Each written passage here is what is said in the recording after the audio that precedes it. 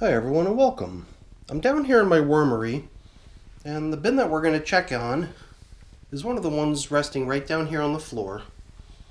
In fact, we're not only going to check on the bin that you see right in front of us down here on the floor, but we're also going to check in on its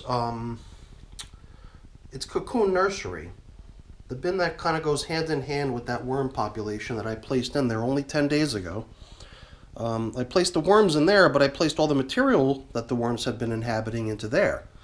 And the whole idea with just hanging on to their finished castings is that I kind of run a what I refer to as a cocoon nursery, where I sort of assume that even though there's nothing squirming around within the material, I assume that there's cocoons in it, and that I'm going to give it time for those cocoons to hatch, and then I'll eventually round up those worms before really treating that as a finished batch of castings.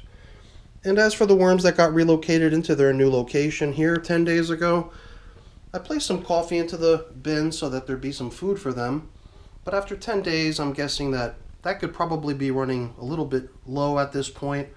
So my idea was to get in here and give this bin its first feeding since it's been set up with worms.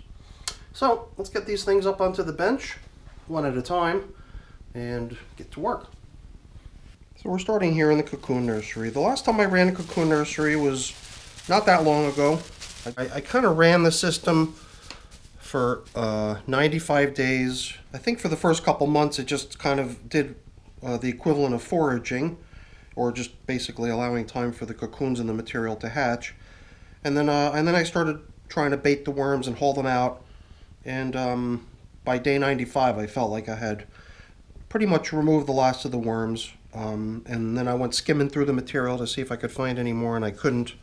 So I felt like I'd pretty much succeeded in rounding up all the worms from that material in 95 days, so basically in 3 months. So I don't know if that's how long it'll take here.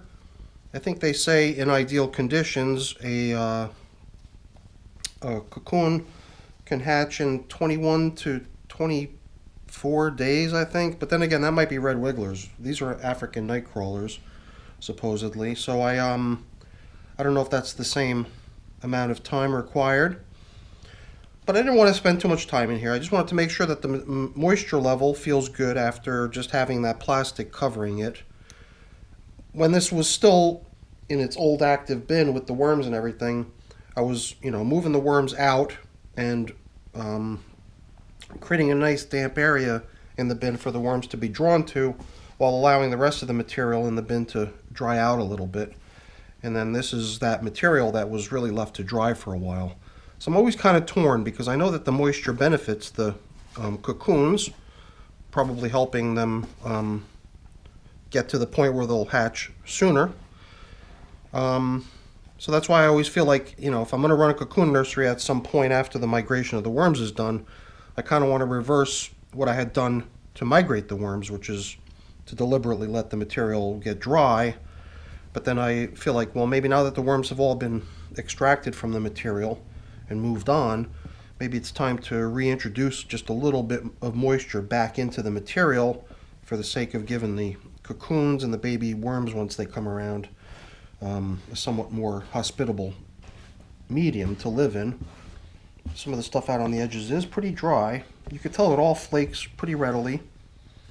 If there are any worms left in here, and I know there's got to be at least one, because I remember in the video last time, 10 days ago, when I was covering up with plastic, as I was putting the plastic down, I could see a worm moving over here. So I know there's at least one adult worm in here. I guess that'll be the caretaker. Once the baby worms start to emerge from the cocoons that are probably in this material, we'll have at least one adult worm to oversee the babies and take care of their needs. But you know what? Let's do that. Let's grab my old water bottle. I'm not going to go crazy, but I just thought a little misting of water. My bottle's already cavitating because it's running low, so that'll also prevent me from going overboard. But it felt to me like if I could just kind of reveal a portion of the material, spray it down a little bit, lay out a little bit more material that could probably benefit from a touch of moisture. I'll put some on there too. A couple layers, perhaps just a little bit more of what we dug up from the edges, which was probably the most dry material. Get that down here in the middle too. One more quick squirt.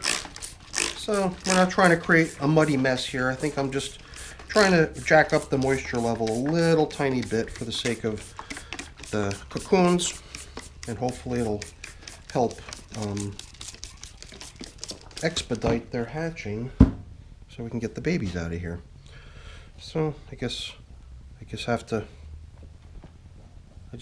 accept that I'm going to have a little bit of material sticking to my glove here. Otherwise, you could tell before it was, you know, the material was dry enough that none of it was adhering to my gloves. So it's not overly dry. It wasn't dangerously dry. I think just by adding this little bit of moisture, it can't hurt.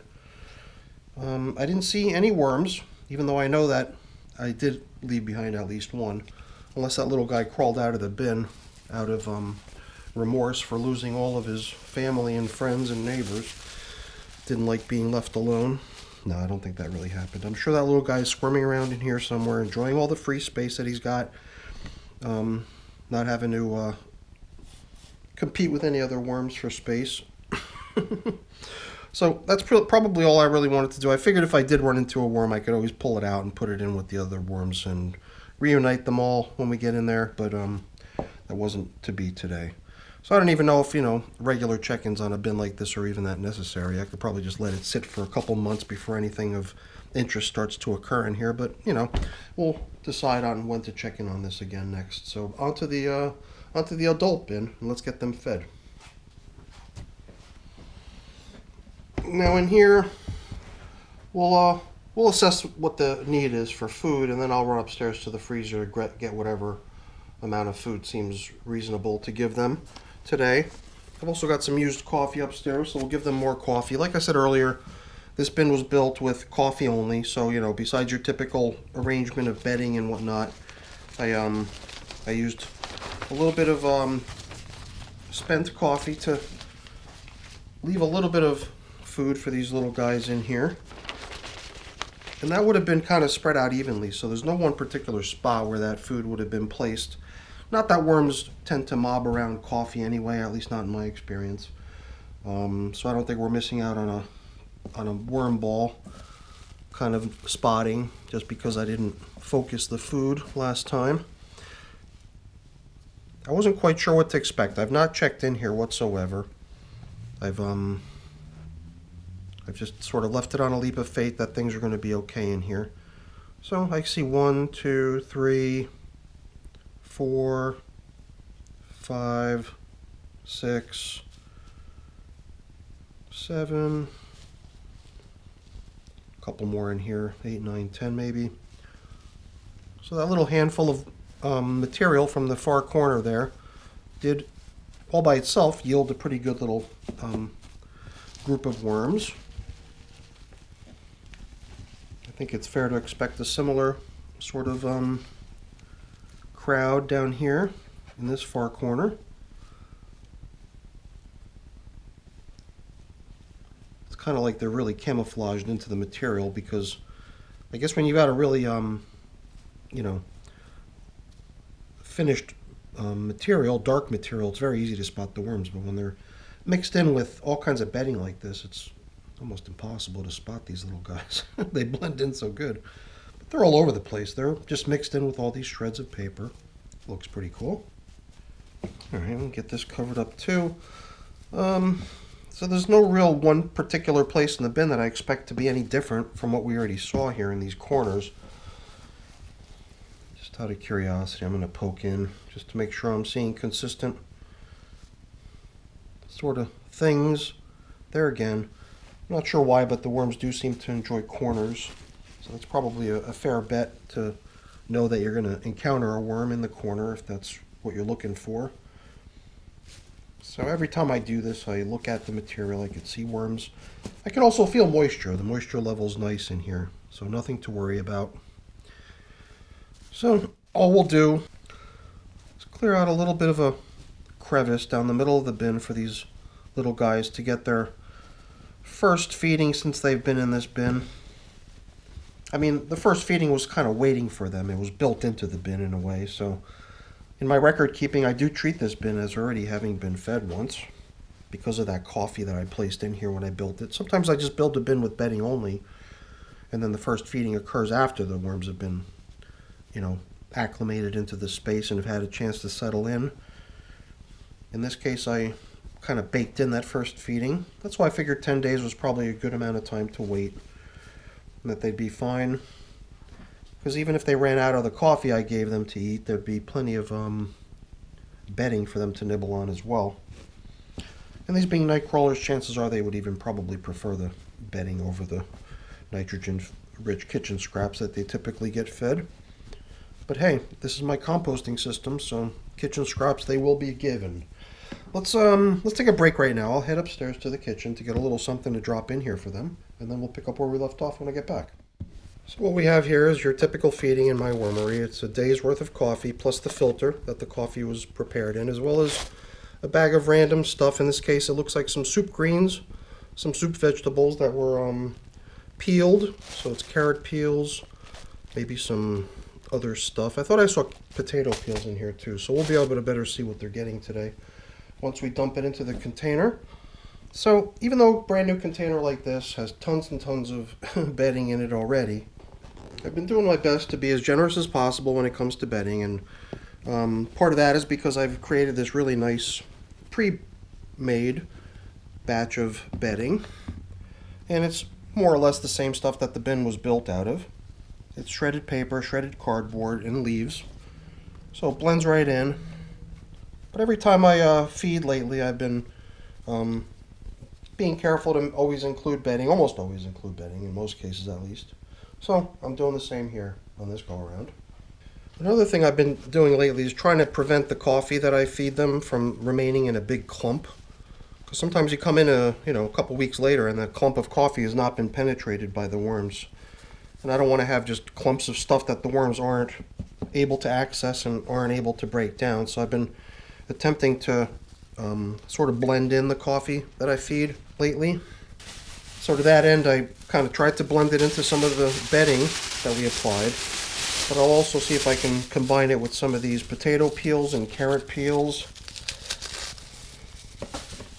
And the other thing we're going to blend in a little bit as well is the grit that I use in my worm bins, which is pulverized eggshell. So it seems to me like if we're layering the material in here like this, very little, if anything, is left as a huge clump of stuff that the worms are unable to access. You know what? I'm curious if we just lay one of these filters smack into the middle of the feeding area like so, and then even pile additional food on top of it, what would be left of it next time we check in here?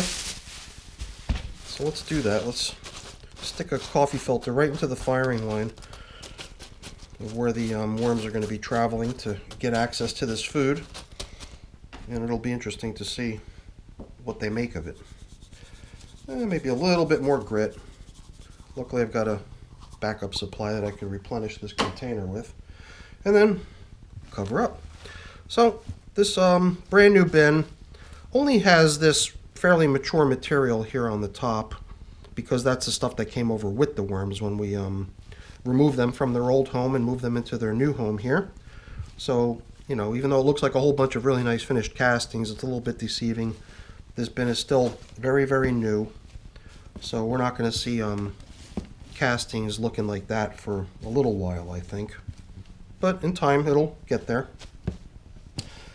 So, one thing we didn't do in this bin, if I remember correctly from last time, was we didn't do the old attempt at guessing how many worms are in here. I believe my tracking spreadsheet is devoid of any sort of worm head count information for this system.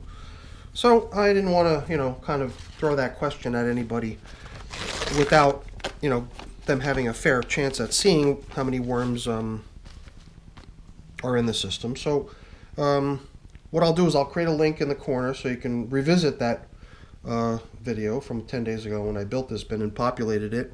I know that the view of the worms in that video is a little bit limited, but if you've got any ideas for how many worms we've occupied this container with, I'd love to hear it. So yeah, I'll put the link to it in the other corner, the opposite corner of the screen. Which way is up? So you can check out that video if you're interested, and see if you can come up with any sort of a guess for me to let me know how many worms occupy this system. So we're going to get things here covered back up again, more or less the way we found them. The only difference you see here is that this coffee filter is just indicating where we last fed, which is right down the middle. And in most cases I don't really do much in terms of moving the feeding area in my worm bins around. I'm pretty much consistent when it comes to feeding down the middle. But once in a while I adopt patterns of feeding that move the feeding area from location to location. So it's kind of a tradition for me to want to mark where I last fed, just so I can always know when I come back in where I last fed, and we can see where all the worm action's going on, right where the feeding occurred last. So if you enjoyed the video, please, as always, remember to leave me a thumbs up. That's always really appreciated. And if you haven't done so already, please also consider subscribing to the channel too. That's really appreciated as well. All right, everyone, have a great day. Thanks for watching. Bye now.